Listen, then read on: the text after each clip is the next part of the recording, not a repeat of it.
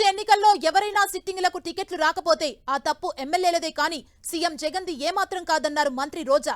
ఎమ్మెల్యేలంతా ప్రజలకు అందుబాటులో ఉంటూ ఎలాంటి వ్యతిరేకత లేకుండా చూసుకోవాలని ఇప్పటికే చాలా సార్లు చెప్పారన్నారు.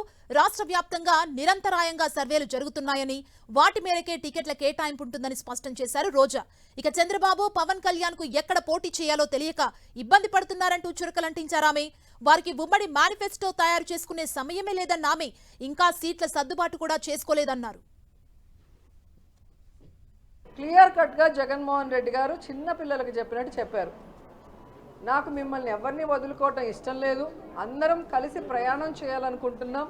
నా వరకు నేను ప్రజలకు ఇచ్చిన ప్రతి వాగ్దానాన్ని ఎంత కష్టమైనా కూడా ఈరోజు నెరవేరుస్తూ ఎక్కడా కూడా ఎవరికి ఇబ్బంది లేకుండా చూసుకుంటున్నా. కాబట్టి లోకల్గా మీ మీద బ్యాడ్ లేకుండా చూసుకోండి, ప్రజల్లో ఉండండి, ప్రజలకి నేనిచ్చే సంక్షేమాన్ని లేదా వాళ్ళు కోరుకున్న అభివృద్ధిని నాకు తెలియజేసి చేయమని చెప్పడం జరిగింది. సో కంటిన్యూస్గా సర్వేలు జరుగుతూనే ఉన్నాయి.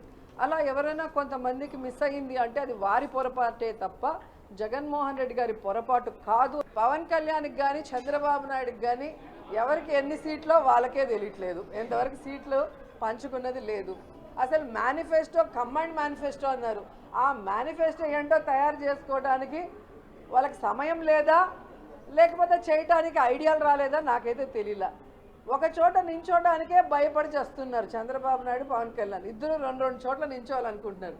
సో ఎక్కడి నించోవాలా, ఎలా గెలవాలా, ఎవరికి ఎన్ని సీట్లు తెలియని వాళ్ళు మాకు సీటు ఉందా లేదా అని చెప్పి ప్రచారం చేస్తున్నారంటే ఇది జబర్దస్త్ని మించిన కామెడీగా ఉంది తప్ప మరొకటి లేదు.